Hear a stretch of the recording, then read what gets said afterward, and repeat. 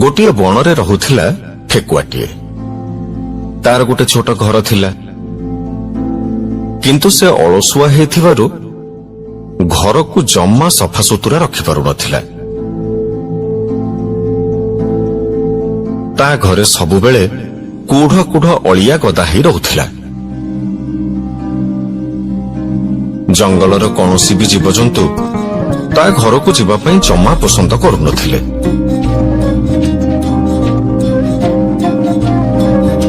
ठेकुआटी दिन सारा बाहर बुलुथिला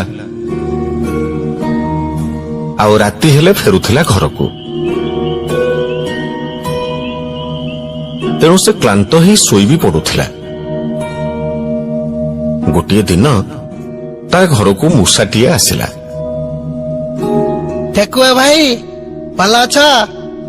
अरे मो घर को तो दिने काले केही आसंतिनी, आज ये केमिति आसिला? मूषा भाई तमे आसीच कि? हाँ हाँ मु भल अछि, हेले तमे एठी केमिति? कौन करिबी भाई, मो घर काली राति रे भांगी गला, तेणु मते घर टिके आश्रय दियो दया करी। अरे अरे मो पाई एटा गोटे भल सुजोग। ये जदि मो पाखरे रहिबो ताले मो घर द्वारा सफा सुतरा रहिबो आ मु आराम रे सोई पारिबी, भलरे गंडे खाई पारिबी। ठीक अछि मोर किछि असुविधा नहीं, हेले मोर गोटे शर्त अछि। शर्त माने तमे मो घर द्वारा सफा रखिबो। एटा कोन कहिबा कथा? मु एठी रहिबी जते बेले मोर कोन एतिकी दायित्व नहीं? बेस तमे ताले एठी रुह आजिठू। सेई दिनु मूसा आउ ठेकुआ से घरे रहिले। किछि दिन गला ठेकुआ ता संपर्कीय घर को गला आउ गला बेले मूसा को सब कथा भलरे बुझेईकी गला। देख मूसा भाई, मु किछि दिन पाई बंधु घर को जाउछि, मते फेरिबा को पाखापाखी मासटे लागिबो। तेणु तमे राति रे भल करी कबाट बंद करी सोइबो, संध्या सुधा घर को फेरी आसीबो। घर द्वार मने करी सफा रखिबो।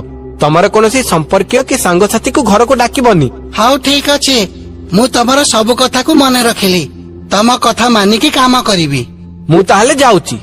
सत कथा होउछि मूसार कौनसी सांगसाथी नथिले किंबा केही संपर्कीय भी नथिले, तेणु ता पाखकु केही आसीबार नथिला। तार केवल ठेकुआ कहिथिबा गोटिए कथा मानिबार थिला, ताहा हेला घर को सफा परिष्कार रखिबा। मूसा घर द्वार सफा करिकी पूरा चिकण करिदेला। घर द्वार लिपा पोछा करी झोटे चिता भी पकई देला। बाहरु जे देखिला सी कहिला, वाह केते सुंदर घरटे। एमिति गोटाए मास बीतीगला। आउ ठीक मासटीए परे ठेकुआ फेरिला घर को। से विश्वास करि परिलानी जे एटा ता घर बोली। वाह मूसा भाई कौन करिछ? घरटा को पूरा राजमहल कर देइछ। धन्यवाद। ठेकुआ मने मने चिंता कला जे मूसाठू मु जो काम हासिल करबा को चाहुथिली ताहा तो हेई गला, आउ काहे के ताको एठी रखिबी, बरं से एठू चली गले मंगल। हेले मूसा भाई मु बहुत बड़ असुविधा रे पड़िछि, एबे कौन करिबी किछि उपाय तो कुआ। कौन हैछि कि ठेकुआ भाई? मूसा भाई मु मो भौणी झियर बाहाघर रे जाइथिली। मो भौणी कहूची से आसी एठी रहिबो, आउ तमे तो देखुछ मोर एई गोटिए बोली घर। तमे मते घर छाड़ीबा पई कहउन त? हाँ मूसा भाई मु तमको ठीक सही कथा कहूची। ना ना मु घर छाड़ी पारिबिनी। मु मासे काल तम घर को जगिक रहिछि टी। तम घर को निज घर भली सफा सुतरा करिछि, तेनु मु एठू छाड़ी जाई पारिबिनी। बेसी बक बक करना कहूची, चुप के एठू पळा, मो भौणी आसीबो। भौणी आसु कि भिणे आसु मु जीबिनी। तू कोन एठी जबरदस्ती रहइबु? हां चल बण सारा बुली की पचारिबा ए कथा। केही जणे जदी कहिबो जे मु घर छाड़ीबाटा ठीक, ताहले मु घर छाड़ी देबी। अरे जणे नुहे समस्ते कहिबे। चल चल बाहर को चल। दी जण जाक एमिति पाटितुंड करी करी चलिले बण भितर को। बण भितरे तांकर प्रथमे आखि पड़िला गोटिए बिलुआ उपरे। दी जण जाक बिलुआ को सब कथा बुझेईकी कहिले, किंतु चतुर बिलुआ चिंता कला जे से केमिति एथिरु लाभ उठेइबो। दीटा जाक प्राणी तार शिकार आउ तार आहार योग्य मध्य, तेणु से सेमानकु खाइबा दरकार। सेथिपाई बिलुआ मिछरे सोइबार बाहाना कला। मु तम कथा सुनिली जे हेले मते बहुत निद लागुची म। ମୁଁ ନ୍ୟାୟ କରିପାରିବିନି।